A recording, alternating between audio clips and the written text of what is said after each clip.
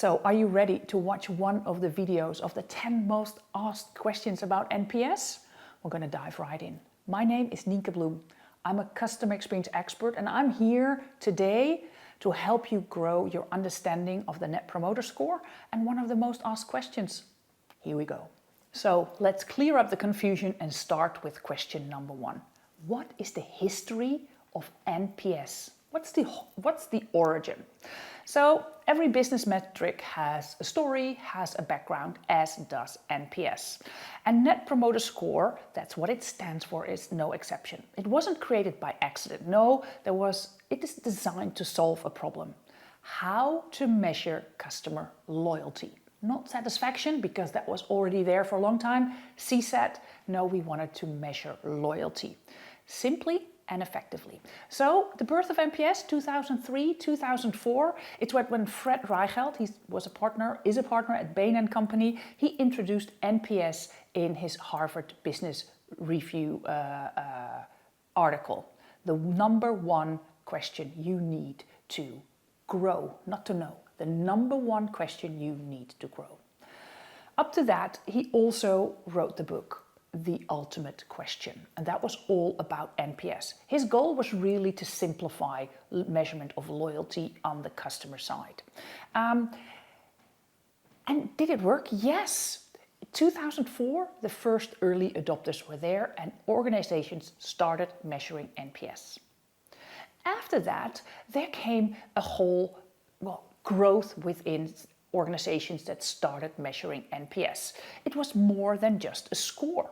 So up till 2020, so take 23 to 2020, it just gained traction. After the book, people started using it, having opinions, obviously.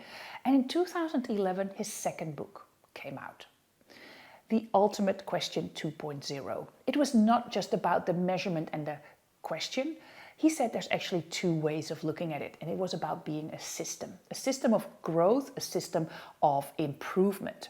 So he said you could do the score, just a number where you measure and where you see and you look at it from a business side, or the system where you use NPS as a method to improve and increase your customer loyalty. So what we saw 2015 to 2020, because I started my CX journey at the end of 2011 when the book came out, and we already had NPS from Set Metrics in the time. And you could see this whole growth from 2011 on to 2020. NPS became the global standard in the business world to measure customer loyalty.